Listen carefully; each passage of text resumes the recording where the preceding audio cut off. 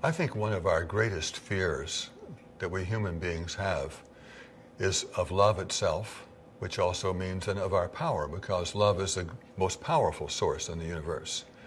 For example, I know that when you have a person extend their arm and ask them to resist your pushing it down, it's a certain strength. And if you ask a person to think an angry thought or an aggressive thought or something of that nature, and you ask them to strengthen the arm, I could push it down with one finger so easily. The arm goes weak. It's the very thing we think brings power. But on the other hand, if I have a person think a loving thought, and what I mean by that is not a thought of yearning for love or bartering for love, which is what is mostly what passes as love in our culture, but some kind of love that's more akin to compassion, where we get outside ourselves. We really care about the other person, their welfare, what they're feeling. And in that state of compassion, if I ask a person to extend their arm and I try to push it down, it becomes so strong I could almost swing from it with both hands like a monkey swinging from a limb.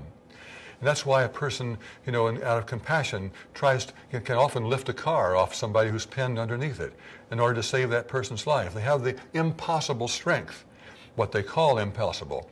But when they have that compassionate feeling, then everything is possible. What has not been possible becomes possible. So, I forgot where we're going.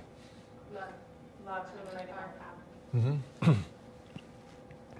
So I think of all the fears we have in the world, one that's most overlooked is our fear of love. Because most of us don't acknowledge that. We all want love. We go seeking for love.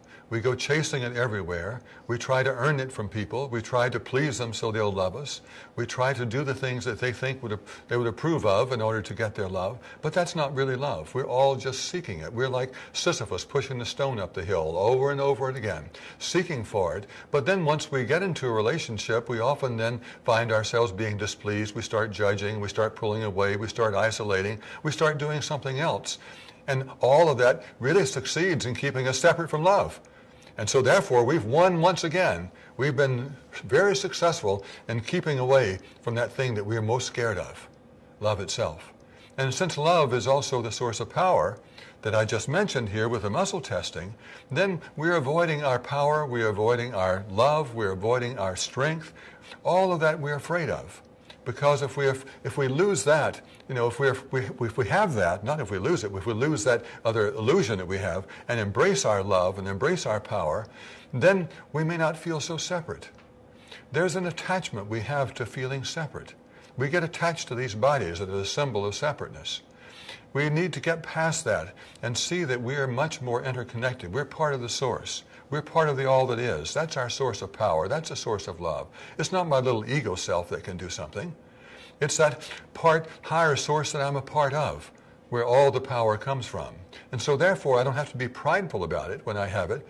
It's really, I have it because I've let my pride go and realize it comes from a higher consciousness beyond where I normally think and feel.